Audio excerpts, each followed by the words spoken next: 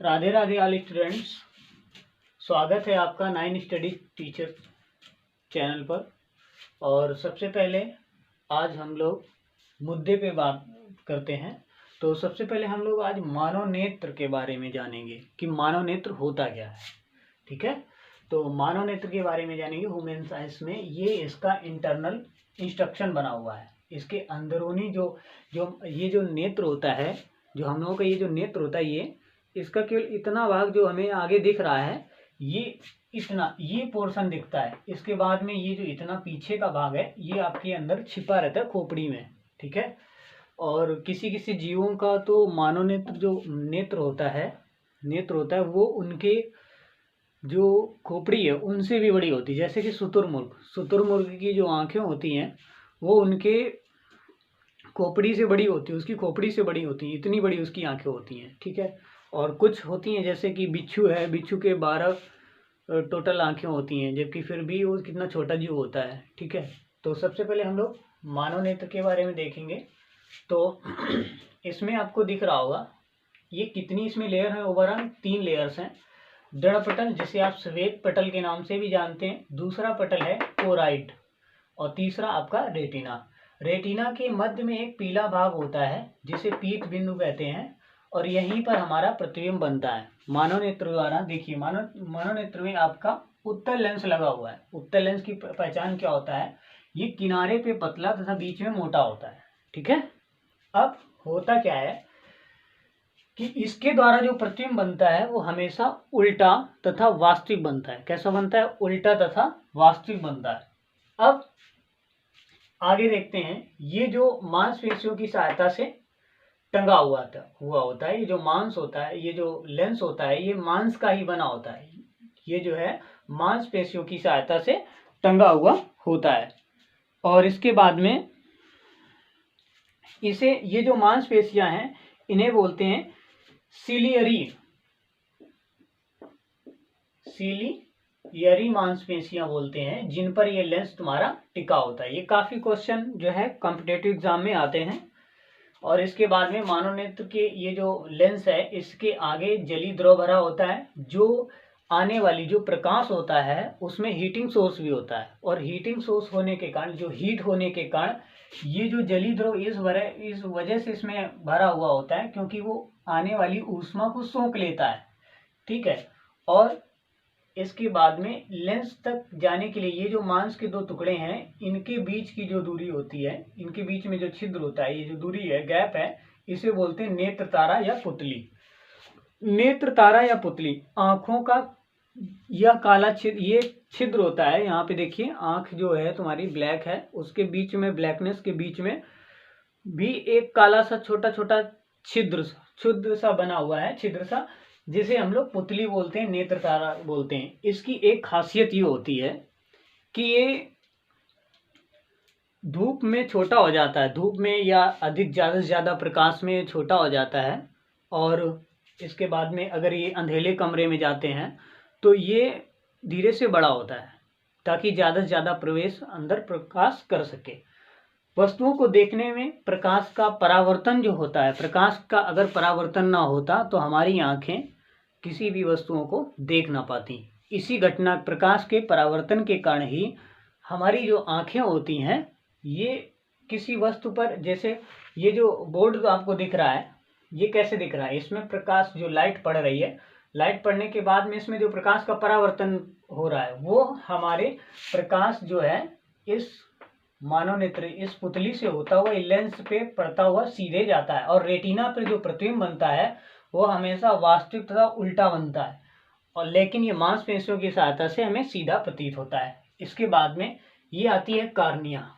ये कौन सा भाग है इतना? ये कार्निया। ये आंख में आप देखिएगा अपनी, जो व्हाइट कलर का जो ब्लैक गोला जो बना हुआ है, काला गोला बना हुआ है, उसके चारों ओर जो है ये जो व्हाइट कलर का दिखाई दे रहा है मांस की तरीके से, इसे बोलते हैं कार्निया। और इसके बाद में ये जो मांसपेशियों के बीच में एक छोटा सा छिद्र होता है जिसे बोलते हैं आइरिस। क्या बोलते हैं? आइरिस। तो सबसे पहले अब हम कुछ क्वेश्चन पुटअप करेंगे। क्वेश्चन हैं, उन्हें आप लिख लीजिएगा, बोले दे रहे हैं, और इनका आंसर भी हम एक ही साथ बता दे रहे हैं, नोट्स की तरीके से आपको हम बता दे रहे हैं। ठीक है, तो देखिएगा, पहला जो काफ़ी एग्जाम में पूछा जाता है, कॉम्पिटिटिव एग्जाम में जो क्वेश्चन पूछे जाते हैं, सबसे पहला क्वेश्चन यही है कि सामान्य मनुष्य के लिए स्पष्ट दृष्टि की न्यूनतम दूरी क्या होती है। तो सामान्य मनुष्य के लिए स्पष्ट वृत्त की न्यूनतम दूरी जो होती है वो 25 सेंटीमीटर होती है। अगर इसे mm में लिखेंगे तो 250 mm हो जाएगा, अगर मीटर में लिखेंगे तो 0.25 मीटर में आएगा। ये 25 सेंटीमीटर, 25 सेंटीमीटर ऐसे आंख के सामने ले जाइएगा अपनी हथेली को, इसमें लिखने के बाद में, और इससे देखिएगा 25 सेंटीमीटर तक आपको स्पष्ट दिखाई देगा, इसके बाद में आपको धुंधला सा प्रतीत होगा। ठीक है, अगला पॉइंट है पुतली के आकार। जो पुतली का आकार होता है रोशनी के हिसाब से छोटा बड़ा होता रहता है, और इस पुतली को याद रखना, इस पुतली को नेत्र तारा तथा इसे क्या बोलते हैं, आइरिस बोलते हैं। ये देखिए, ये जो आइरिस है, ठीक है, ये इसका जो आकार होता है ये घट बढ़ जाता है ना, ये घट बढ़ता है, और ये पुतली को नेत्र तारा के नाम से जानते हैं, और आइरिस का जो दूसरा नाम है इसे परितारिका के नाम से भी जानते हैं। परितारिका के नाम से भी इसे जाना जाता है। अगला क्वेश्चन है, देखिए, नेत्र का जो दान किया जाता है, नेत्र में जो नेत्र दान किया जाता है वो इसकी कार्निया को दान किया जाता है। ये कार्निया को, ये इतना नेत्र दान में किया जाता है, ये उसका खराब हो जाता है जब जो व्यक्ति होते हैं जिनकी आंखें खराब होती हैं। इसके बाद में अगला, आंखों के अध्ययन के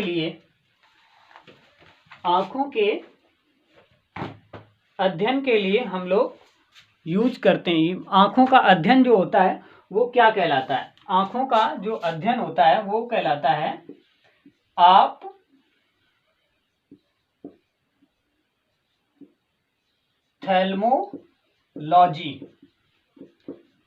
ऑप्थेल्मोलॉजी को जो लोग आंखों का अध्ययन करते हैं उसे बोलते हैं कि ये लोग ऑप्थेल्मोलॉजी पढ़ते हैं। अगला है कार्निया जो होती है, आप ये देख रहे हैं ये कार्निया, इसमें रक्त नहीं पाया जाता, इसमें रक्तवाहिनी जो नलिकाएं होती हैं वो नहीं होती। क्यों?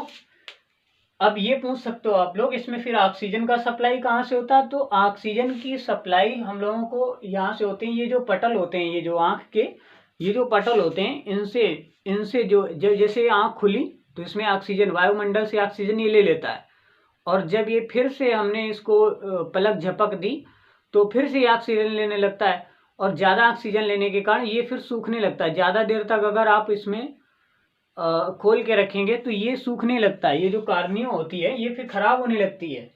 इस वजह से इसमें हम लोग इसकी जो पलकें होती हैं वो गिरती पड़ती रहती हैं। ठीक है, अगला देखते हैं। अगला पॉइंट है जीरोप्थेल्मिया। ये एक बीमारी होती है, जीरोप्थेल्मिया।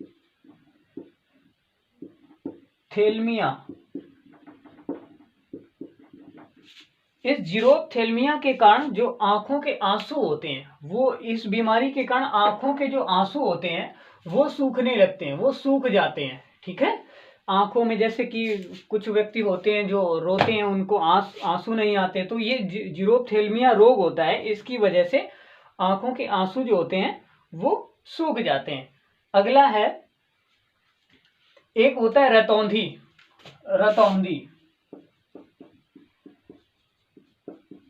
रतौंधी में क्या होता है? ये भी एक रोग होता है इसमें, आंख में।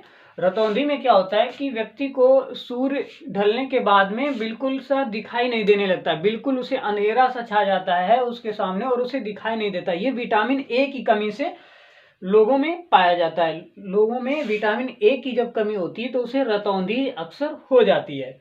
इसके बाद में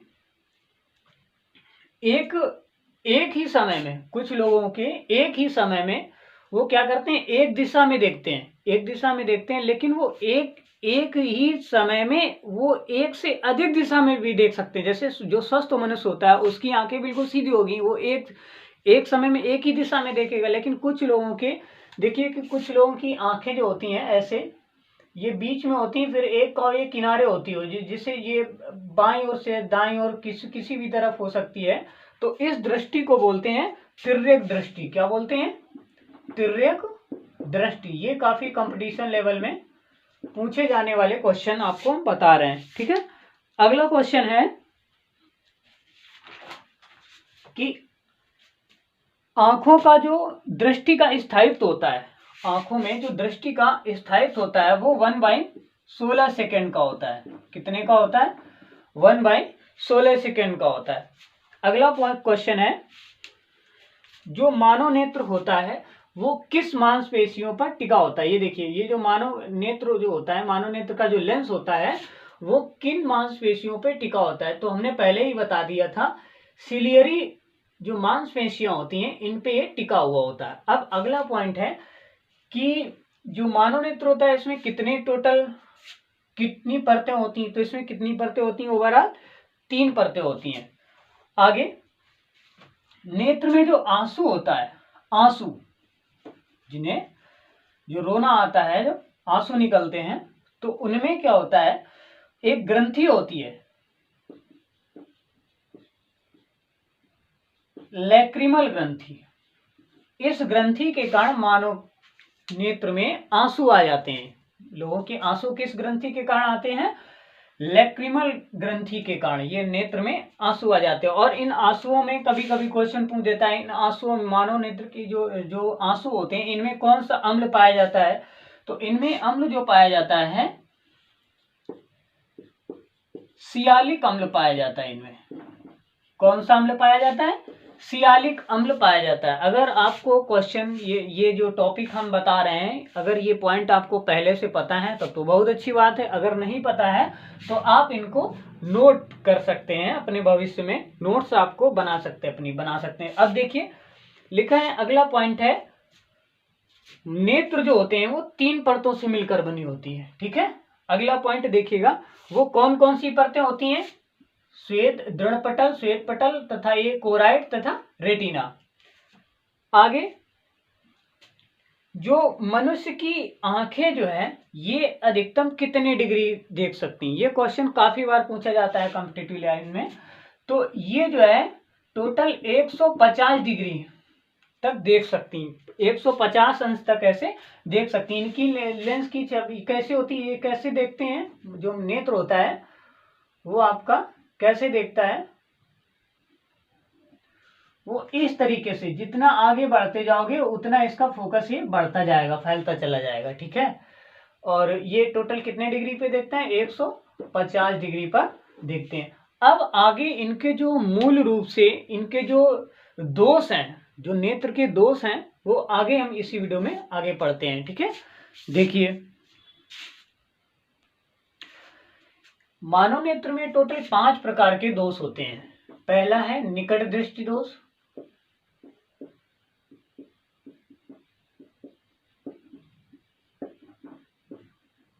दूसरा, तीसरा, चौथा और ये 5वां। पहला है निकट दृष्टि दोष। तो निकट दृष्टि दोष में क्या होता है, हमने आपको बताया, यहाँ पे रेटिना का भाग होता है और इस रेटिना पर ही प्रतिबिंब बनता है। तो निकट दृष्टि दोष में क्या होता है कि अगर कोई वस्तु जैसे यहाँ पर रखी हुई है तो इसका जो है प्रतिबिंब, इसका प्रतिबिंब रेटिना से पहले ही बन जाता है यहाँ पर। ठीक है, जबकि बनना चाहिए यहाँ पर रेटिना पर। तो इस वजह से इसे निकट दृष्टि दोष बोलते हैं। इसे क्या बोलते हैं? निकट दृष्टि दोष बोलते हैं। तो निकट दृष्टि दोष को मायोपिया नाम के दृष्टि दोष से भी जाना जाता है, मायोपिया दृष्टि दोष से जाना जाता है। अब निकट दृष्टि दोष को निकट दृष्टि दोष ही क्यों कहते हैं? तो ये निकट जो दृष्टि दोष होता है, इसमें क्या होता है कि जो प्रतिबिंब होता है, ये देखिए, ये वस्तु का ये जो प्रतिबिंब होता है वो रेटिना के निकट बन जाता है। ठीक है, रेटिना के आगे ही बन जाता है। इस वजह से इसे क्या बोलते हैं? निकट दृष्टि दोष बोलते हैं। और इस दोष को दूर करने के लिए हम लोग अवतल लेंस का उपयोग करते हैं, अवतल लेंस का उपयोग करते हैं। तो ये क्या करता है, ये यहाँ से प्रतिबिंब को ले जाकर, ये किरणों को ले जाकर और इसके रेटिना पर ही मिलाता है। रेटिना के अगर यहाँ पर ये जो पीत बिंदु होता है यहाँ पर अगर प्रतिबिंब बनता है तो बिल्कुल उसकी आंखें व्यक्ति की बिल्कुल बेहतरीन होती हैं, बहुत अच्छी होती है। ठीक है। और एक क्वेश्चन है, एक सामान्य व्यक्ति ज्यादा से ज्यादा कितनी दूर देख सकता है? तो एक सामान्य व्यक्ति ज्यादा से ज्यादा इन्फिनिटिव अनंत दूरी तक देख सकता है। ज्यादा गाजर और घी खाओगे ना तो ज्यादा दूर देख लोगे। आगे पॉइंट है, तो आपने देखा कि जो निकट दृष्टि दोष होता है ये हमेशा याद रखना, ये 10 से 16 वर्ष की आयु में ज्यादातर होता है। 10 से 16 वर्ष की आयु में होता है। निकट दृष्टि दोष का मतलब क्या होता है? इसमें निकट की वस्तुएं दिखाई, पास की वस्तुएं दिखाई पड़ती हैं लेकिन दूर की वस्तुएं दिखाई नहीं पड़ती हैं। इस वजह से इसको हम लोग निकट दृष्टि दोष कहते हैं। और निकट दृष्टि दोष को निकट दृष्टि दोष ही क्यों कहते हैं? क्योंकि इसमें ये जो रेटिना से पहले ही प्रतिबिंब इसका बनने लगता है। ठीक है। इसे किससे दूर करते हैं? अवतल। इसे कौन सा लेंस लगाते हैं? अवतल। अवतल लेंस लगाकर इसको हम लोग दूर कर सकते हैं। ठीक है। अगला है दूरदृष्टि दोष। तो दूरदृष्टि दोष को, इस दृष्टि दोष को हाइपरमेट्रोपिया के नाम से भी जाना जाता है। अब देखिए दूरदृष्टि दोष। तो दूरदृष्टि दोष में क्या होता है? प्रतिबिंब में इसमें क्या होता है? वस्तु, ये जो वस्तु रखी है इसका प्रतिबिंब जो बनता है वो इससे बाहर बन जाता है, दूसरी तरफ बनने लगता है। किसमें? दूरदृष्टि, ये दूरदृष्टि दोष में। ये रेटिना से तुम्हारा क्या हो जाता है? दूर हो जाता है। इसे क्या बोलते हैं? दूरदृष्टि दोष बोलते हैं। इसका निवारण जो है कैसे करते हैं? तो ये जो दूरदृष्टि दोष होता है इसका निवारण हमेशा उत्तल दर्पण, उत्तल लेंस का उपयोग करके करते हैं। किससे करते हैं? उत्तल लेंस के उपयोग से करते हैं। और ये क्या करता है? ये प्रतिबिंब को रेटिना पर फोकसित करने का कार्य करता है। तो इसमें कौन सा आ गया? उत्तल। इनको याद रखने का एक तरीका है, काफी कंफ्यूजन हो जाता है कि ये कैसे दूर करेंगे। तो उत्तल लेंस और अवतल लेंस, ये जो दूर दृष्टि दोष तथा निकट दृष्टि दोष, इन दोनों को दूर करने के लिए, इन दोनों दोषों को दूर करने के लिए अवतल और उत्तल लेंस का उपयोग होता है। तो देखिए दूर कैसे लिखते हैं? दूर ये लिखा है। ठीक है। दूर में किसकी मात्रा लगी है? ऊ की, तो उसे उत्तल, उत्तल लेंस। और दूसरा जैसे निकट है तो निकट वाले में अवतल होता है। कौन सा होता है? अवतल होता है। तो आगे हम लोग देखते हैं जरा दृष्टि दोष। जरा दृष्टि दोष में क्या होता है? बढ़ती उम्र के साथ साथ जो व्यक्ति होते हैं उनकी जो आंखें होती हैं उनकी मांसपेशियां भी ढीली होती चली जाती हैं, जिसकी वजह से उनको ये दोनों ही दोष हो जाते हैं। किनको? जरा दृष्टि दोष वाले को दोनों ही दोष हो जाते हैं। तो उनको जो है एक द्विफोकसी लेंस का उपयोग करते हैं। कभी कभी आपने देखा होगा चश्मे में इधर उत्तल लगा होता है, उत्तल, और ऊपर अवतल लगा होता है।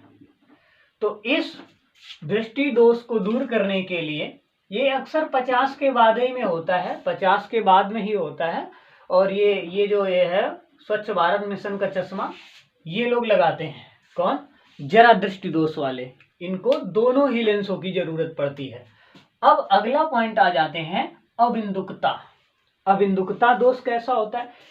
कुछ ऐसे भी लोग होते हैं जिनको हॉरिजॉन्टल और वर्टिकल लाइंस में डिफरेंस नहीं पता कर पाते हो, कौन सी इसमें खड़ी है कौन सी पड़ी है, इन लाइनों में डिफरेंस नहीं पता कर पाते हैं, उनको यह जो है दृष्टि दोष हो जाता है। इसको दूर करने के लिए बेलनाकार लेंस का उपयोग करते हैं, बेलनाकार लेंस का उपयोग करते हैं। जरा दृष्टि दोष वाले द्विफोकसी लेंस का उपयोग करते हैं। अब आ जाती है रंग वर्णांधता। तो रंग वर्णांधता जिसे कलर ब्लाइंडनेस के नाम से भी जाना जाता है, ये टेस्ट भी होता है और ये लाइलाज होता है। ये तुम्हारा लाइलाज होता है।